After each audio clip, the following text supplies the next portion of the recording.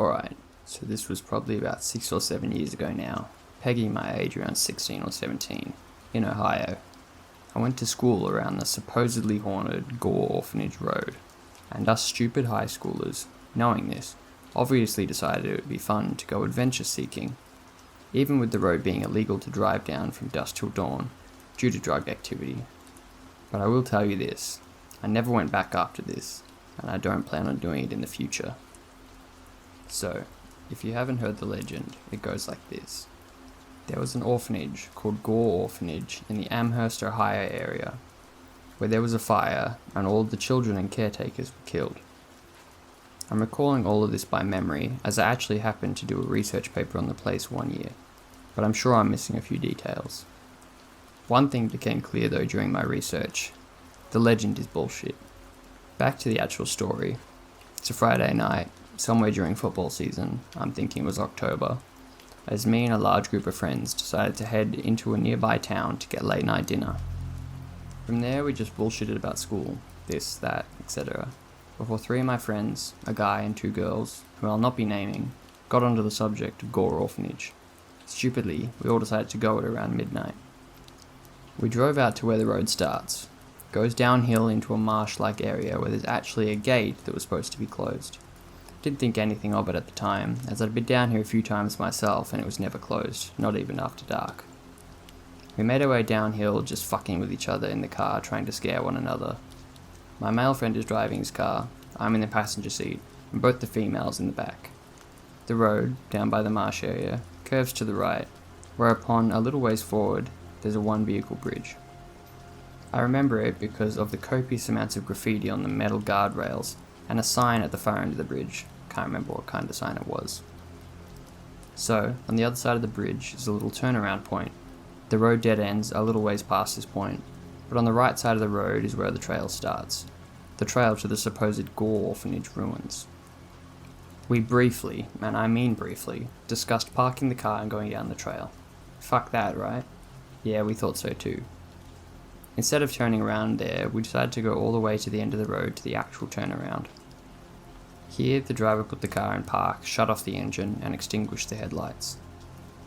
It was all stupid, harmless fun, us scaring the girls. We sat there for about 5 minutes before we decided that we'd had our fun and it was time to go home. Car comes back on, light on, put it in drive, and we were back off down the road. Things seemed unchanged until we got close to where the trail started. On the left side of the car at the turnaround, there was a truck parked, engine off.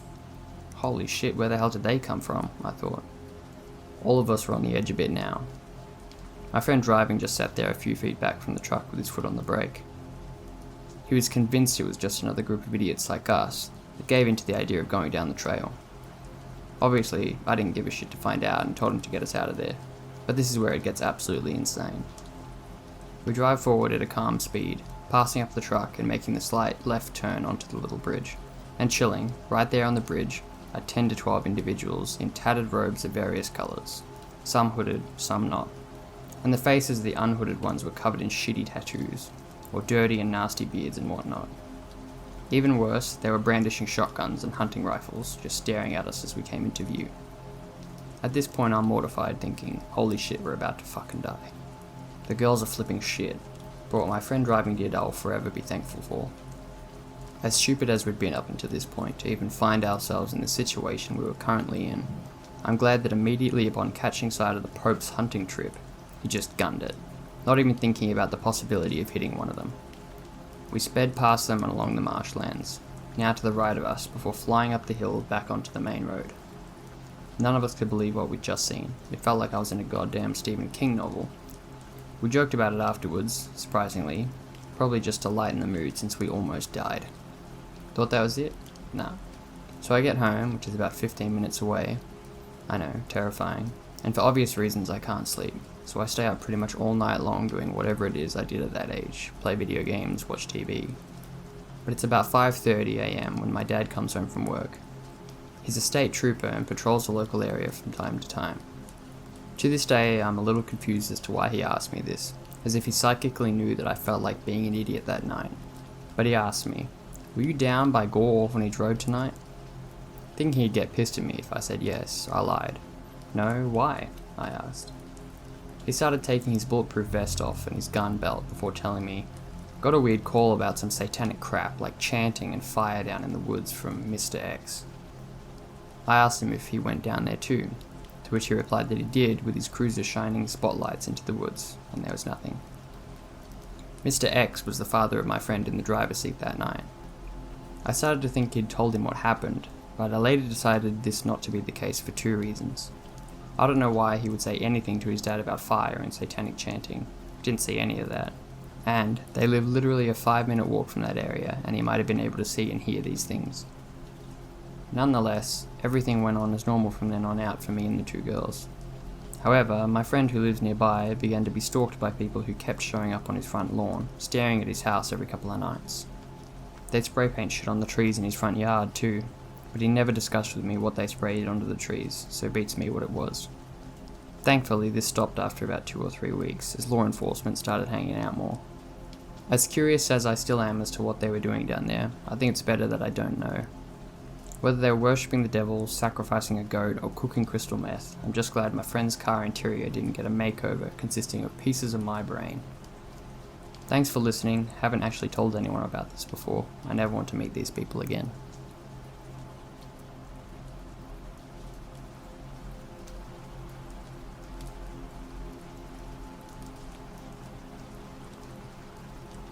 This is a true story detailing something that happened to my wife and I 3 years ago. So, my wife and I lived in a renovated pool house on my uncle's property, up in a secluded, posh neighborhood in the mountains of SoCal.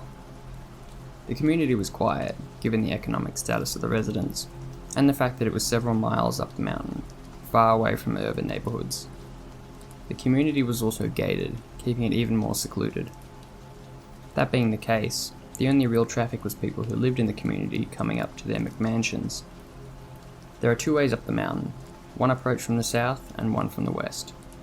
Either way, you must drive several miles up narrow, windy, one-lane roads that both lead up to these razorback ridges in order to reach the community gates. For those who don't know, a razorback ridge is a narrow ridge with a steep 100-foot or more drop to the bottom. Sorry for the long details, but I promise this is all important.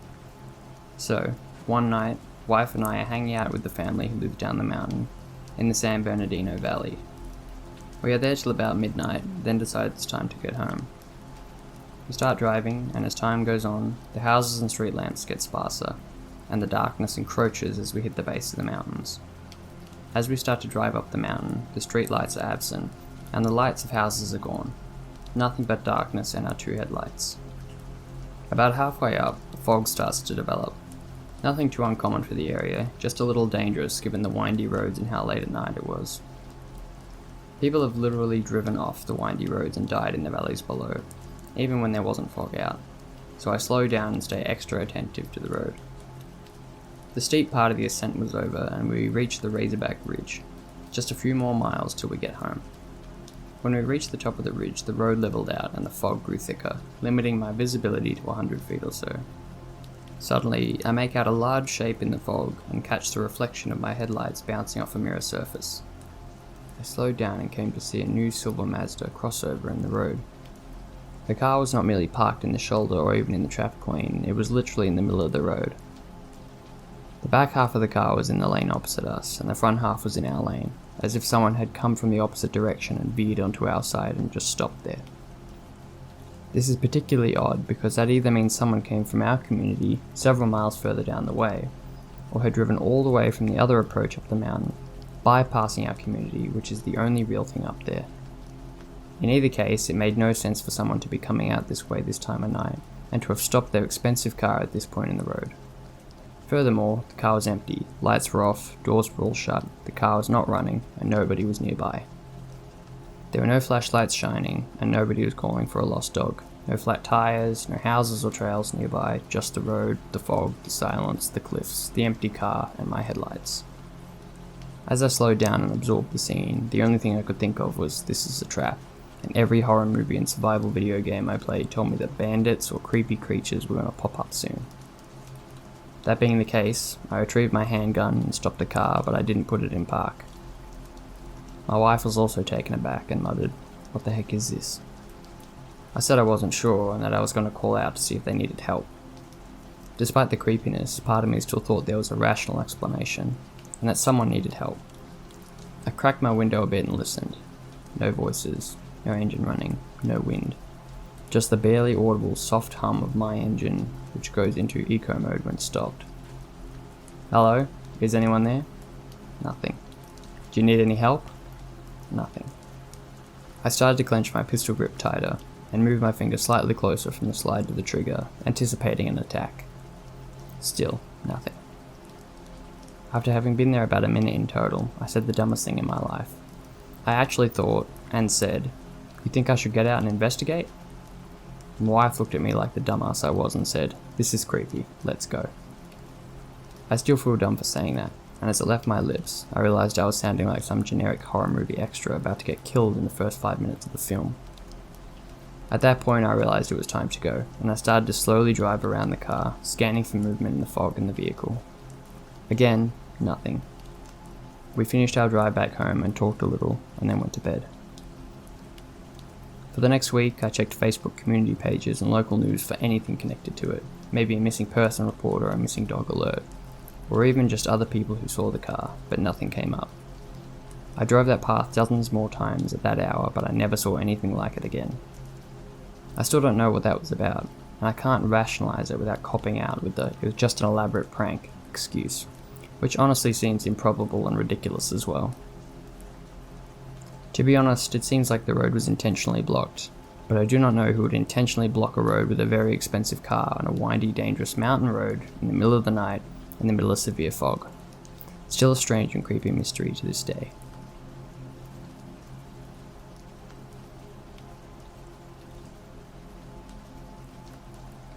Around 2 years ago, my fiancée, another couple, we'll call them Dane and Shelley, and I were driving around a deserted country roads late at night looking for haunted places to play around at. We were travelling from one spot to another, and there was a spot in the road that forked into a Y shape. There was a minivan coming towards us, on the part of the fork we were turning towards. Suddenly, they turned around at the fork and came up behind us. I'm a paranoid person, so it really freaked me out. I told my fiancée to skip going to the next haunted spot, and to just drive. Dane and my fiancée were kind of peeved, but Shelley agreed with me. The car was so close to us that if we braked, they wouldn't have had time to stop. We started speeding down the gravel roads, and they stayed right behind us. We drove in circles, and they still stayed on our rear. My fiancé got the fantastic idea to turn a corner sharply, turn out his lights, and park on the side of the road. They'd been so close behind us it's very easy to see that we had turned, so they turned with us and parked behind us.